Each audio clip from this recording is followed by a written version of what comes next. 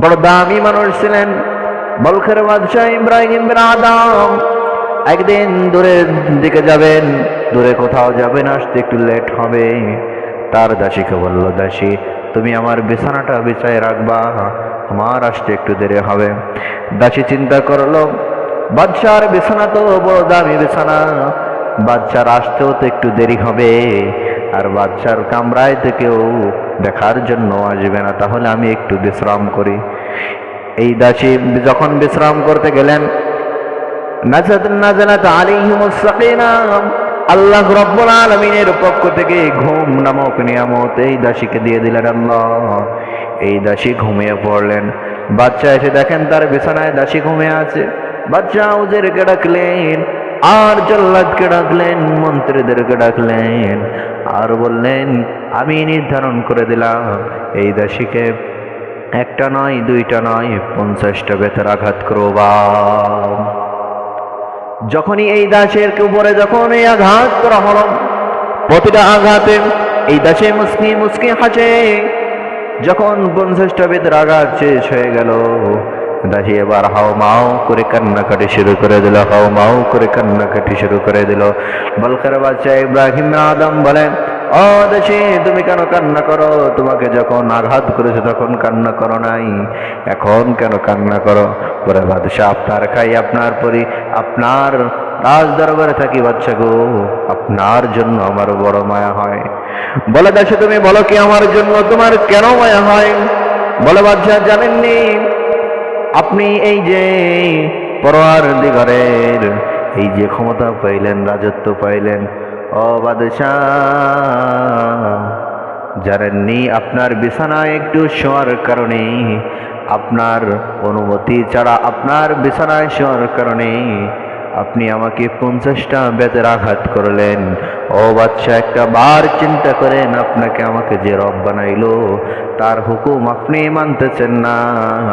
ও বাদশাহ চিন্তা করেন ওই পরওয়ারদিগার আপনাকে কেমন বিচার করবে। বাদশাহ একটু চিন্তা করতে করতে ঘুমিয়ে গেল। ঘুমের ঘরে আবার এক দরবেশ তাকে স্বপ্নে দেখা দিল, ও বাদশাহ তুমি এই বিশাল উঁচু বিল্ডিং এর নিচেই বসে আরামের ঘুমে ঘুমাইতেছো, বাদশাহ তুমি তোমার রবকে পাইলা কিনা? শুধু তাই নয়, বাদশাহ আরো চিন্তা করলেন যে আমার কথায় বলখার জমিনে সমস্ত মানুষ উঠে বসে, সমস্ত মানুষ আমার হুকুম মানে, আমি যা বলি সমস্ত মানুষ তো আমার কথা শোনে। বলখার বাদশাহ চিন্তা করলেন, এই সূর্য তো আমার কথা উঠেও না বসেও না, চন্দ্র আমার কথা উঠেও না বসেও না। বলখার বাদশাহ এবার চিন্তা করলেন, তাহলে এগুলো কে পরিচালনা করে? বাদশাহ চিন্তা করতে লাগলো, চিন্তা করতে লাগলো। এক পর্যায়ে এই বলখার বাদশাহ আল্লাহ রাব্বুল আলামিনের পরিচয় পেয়ে গেলেন। আলহামদুলিল্লাহ, ইন্নাল হামদালিল্লাহিল আকরামিল্লাযী খালাকাল ইনসানা ওয়া কাররামা ওয়া আল্লামাহু মিনাল বায়ানি মা লাম ইয়ালাম। فسبحان الذي لا يحصى امتنانه باللسان ولا بالقلم. ونشهد أن لا إله إلا الله وحده لا شريك له. ونشهد أن سيدنا وسندنا وحبيبنا وطبيبنا وقلوبنا ومولانا محمدا عبده ورسوله، أرسله الله تعالى بالحق بشيرا ونذيرا وداعيا إلى الله بإذنه وسراجا وقمرا منيرا. فقد قال الله تعالى في كلامه المجيد وفرقانه الحميد: أعوذ بالله من الشيطان الرجيم. بسم الله الرحمن الرحيم ويل لكل همزة لمزة الذي جمع ماله وعدده يحسب أن ماله أخلده كلا لينبذن في الحطمة وما أدراك ما الحطمة نار الله الموقدة التي تطلع على الأفئدة إنها عليهم مؤصدة في عمد ممددة وقال النبي صلى الله عليه وسلم إنما الأعمال بالنيات شكله جوان ছেড়ে দুরূদ শরীফ পড়ি اللهم صل على محمد وعلى آل محمد كما صليت على إبراهيم وعلى آل إبراهيم إنك حميد مجيد اللهم بارك على محمد وعلى آل محمد كما باركت على إبراهيم وعلى آل إبراهيم إنك حميد مجيد الحمد لله আল্লাহ সুবহানাহু ওয়া তাআলার দরবারে লাখ কোটি শুকরিয়া যে মহান আল্লাহ সুবহানাহু ওয়া তাআলা এই ফিতনার জামানায় যে সময়টা মানুষ গুনাহ করে প্রতিযোগিতা করে ঠিক তেমনই একটা মুহূর্তে আল্লাহ সুবহানাহু ওয়া তাআলা আমাদেরকে দয়া করে মায়া করে বড় মোহাব্বত করে একত্রিত করেছেন এই জন্য সেই মহান মনিবের দরবারে লাখ কোটি শুকরিয়া আদায় করে আলহামদুলিল্লাহ। সম্মানিত হাজিরিন, আজ আমরা সূরা হুমাজার তাফসীর করব ইনশাআল্লাহ।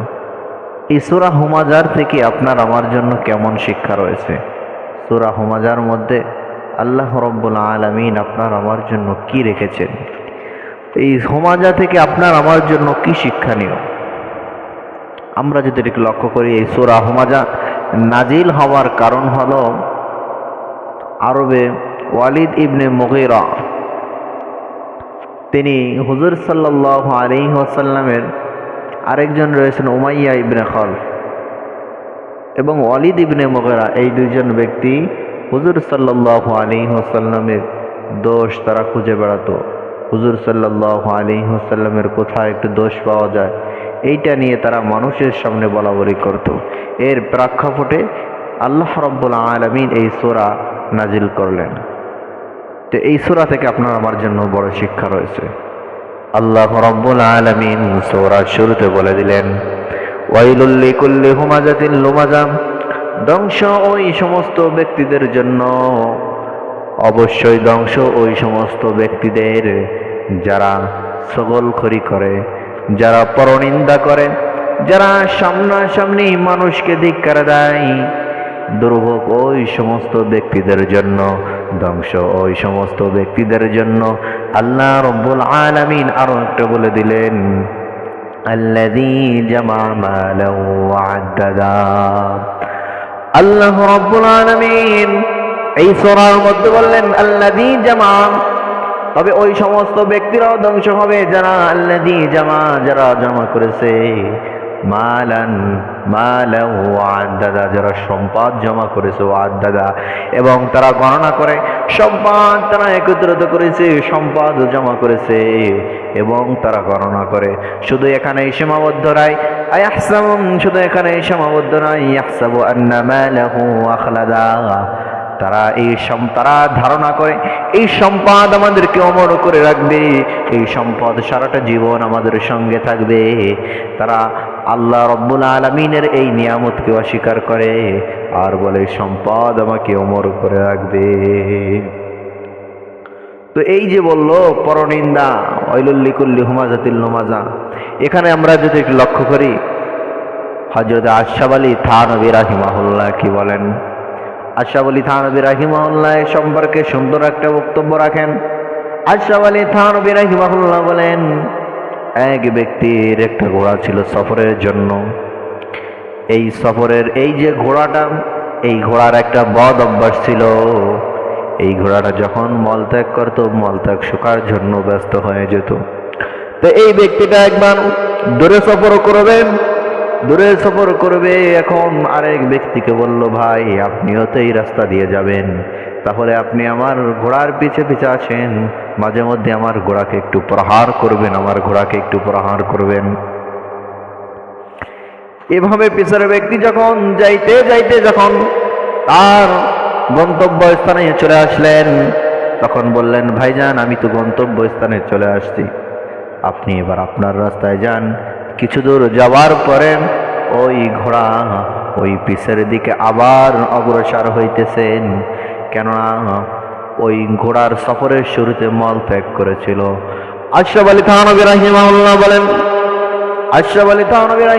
বলেন, এমনই ভাবে তুমি যতই তাহাজ্জুদে দাঁড়াও, যতই নফল নামাজ আদায় করো, আর যদি তুমি সগলখড়ি করো, পরনিন্দা করো, তাহলে ওই ব্যক্তির নাই তোমার আমল নামাও কোনো কাজে আসবে না। এজন্য পরনিন্দা করা যাবে না, মানুষের গীবাত গাওয়া যাবে না। আমাদের সমাজে কিছু লোক আছে যারা আমরা মানুষের গীবাত করি, কিভাবে একটু দোষ পাওয়া যায়, কিরা কি করছে, এইগুলো আমরা সর্বক্ষেত্রে আমরা এগুলো মানুষের দোষ খোঁজার চেষ্টা করতেছি, সমালোচনা করতেছি। কিন্তু আমাদের যাদের সমালোচনা মানুষ করতেছে, আমরা ধৈর্যহারা হব না। কেননা কিয়ামতের ময়দানে কঠিন দিনে পিতা সন্তানের পরিচয় দিবে না একটা নেকির জন্য, মা সন্তানের পরিচয় দিবে না একটা নেকির জন্য, একটা নেক আমলের জন্য। মা ওই দিন বলবে, দুনিয়ার জমিনে তো আমার কোনোদিন বিবাহ হয় নাই। কিয়ামতের ময়দানে মা একটা নেকির জন্য সন্তানকে অস্বীকার করবে যে না, দুনিয়ার জমিনে আমার তো কোনোদিন বিবাহ হয় নাই। মা ওই দিন সন্তানকে অস্বীকার করে ফেলল শুধু একটা নেকির জন্য। বাজান, আমি যেটা বুঝাইতে চাই, আপনার আমার এই যে নেক আমল, আপনার আমার যে ব্যক্তি আপনার আমার গীবাত করলো, তার আমল নামা থেকে নেক আমলগুলো আপনার আমার আমল নামায় চলে আসবে। আর আপনার আমার আমল নামায় যত বদ আমল আছে সব তার আমল নামায় চলে যাবে। এজন্য কেউ যদি আপনার আমার পরনিন্দা কেউ যদি আপনার আমার গীবাত করে, তাহলে হতাশ হওয়া যাবে না, ধৈর্য ধারণ করতে হবে, হতাশ হওয়া যাবে না। আমরা যদি আর একটু লক্ষ্য করি, এই যে আল্লাহ রাব্বুল আলামিন বলে দিলেন, আল্লাযী জামা মালান ওয়া আদ্দাদা। আল্লাহ রাব্বুল আলামিন বলেন, দুনিয়ার জমিনে এমন কিছু মানুষ আছে যারা সম্পদ জমা করে এবং গণনা করে। ইয়াহসাবু আন্না মালাহু আখলাদা, তারা ধারণা করে এই সম্পদ আমাদেরকে অমর করে রাখবে। তারা চিন্তা করে না এই সম্পদ কোত্থেকে পাইলাম, এই সম্পদ আপনাকে আমাকে কে দিল, এইটা চিন্তা করে না। তারা দুনিয়ার ক্ষমতা নিয়ে ব্যস্ত, দুনিয়ার শাসন নিয়ে তারা ব্যস্ত, দুনিয়ার রাজনীতি অর্থনৈতিক নিয়ে তারা ব্যস্ত। কিন্তু তারা চিন্তা করে না এই সম্পদ কোত্থেকে আসলো, এই সম্পদের শুকরিয়া আদায় কেমন করতে হবে। তারা চিন্তা করে না আমি সম্পদের উপর ভরসা করব নাকি আমার রবের উপর ভরসা করব, এটা তারা চিন্তা করে না। তাদের মাথায় চিন্তা নাই, তারা সর্বক্ষণ চিন্তা করে কিভাবে আমাদের এই সম্পদ আমাদেরকে অমর করে রাখবে। বন্ধুরা আমার, যদি লক্ষ্য করি ওই বলখের বাদশা ইব্রাহিম বিন আদমের দিকে যদি একটু লক্ষ্য করি, ইব্রাহিম বিন আদম বড় দামি মানুষ ছিলেন। বলখের বাদশা ইব্রাহিম বিন আদম একদিন দূরের দিকে যাবেন, দূরে কোথাও যাবেন, আসতে একটু লেট হবে। তার দাসীকে বলল, দাসী তুমি আমার বিছানাটা বিছায় রাখবা, আমার আসতে একটু দেরি হবে। দাসী চিন্তা করলো, বাদশার বিছানা তো বড় দামি বিছানা, বাদশার আসতেও তো একটু দেরি হবে, আর বাদশার কামরায় থেকেও দেখার জন্য আসবে না, তাহলে আমি একটু বিশ্রাম করি। এই দাসী যখন বিশ্রাম করতে গেলেন, নাজালাত আলাইহিমুস সাকিনা, আল্লাহ রাব্বুল আলামিনের পক্ষ থেকে ঘুম নামক নিয়ামত এই দাসীকে দিয়ে দিলেন আল্লাহ। এই দাসী ঘুমিয়ে পড়লেন। বাচ্চা এসে দেখেন তার বিছানায় দাসী ঘুমিয়ে আছে।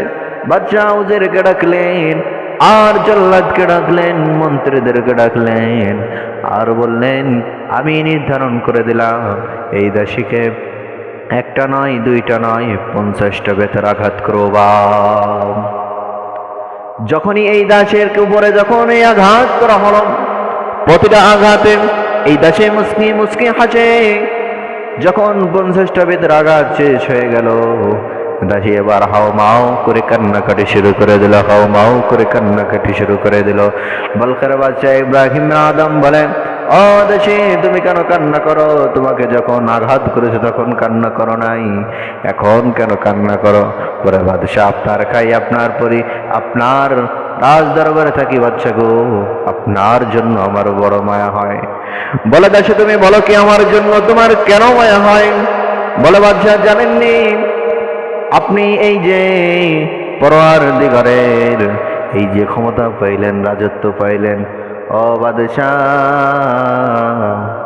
জানেননি আপনার বিছানায় একটু শোয়ার কারণে, আপনার অনুমতি ছাড়া আপনার বিছানায় শোয়ার কারণে আপনি আমাকে 50টা বেতের আঘাত করলেন। ও বাদশা একটা বার চিন্তা করেন, আপনাকে আমাকে যে রব বানাইলো তার হুকুম আপনি মানতেছেন না। ও বাদশা চিন্তা করেন ওই পরওয়ারদিগার আপনাকে কেমন বিচার করবে। বাদশাহ একটু চিন্তা করতে করতে ঘুমিয়ে গেল। ঘুমের ঘরে আবার এক দরবেশ তাকে স্বপ্নে দেখা দিল, ও বাদশাহ তুমি এই বিশাল উঁচু বিল্ডিং এর নিচেই বসে আরামের ঘুমে ঘুমাইতেছো, বাদশাহ তুমি তোমার রবকে পাইলা কিনা? শুধু তাই নয়, বাদশাহ আরো চিন্তা করলেন যে আমার কথায় বলখার জমিনে সমস্ত মানুষ উঠে বসে, সমস্ত মানুষ আমার হুকুম মানে, আমি যা বলি সমস্ত মানুষ তো আমার কথা শোনে। বলখের বাদশা চিন্তা করলেন এই সূর্য তো আমার কথা উঠেও না বসেও না, চন্দ্র আমার কথা উঠেও না বসেও না।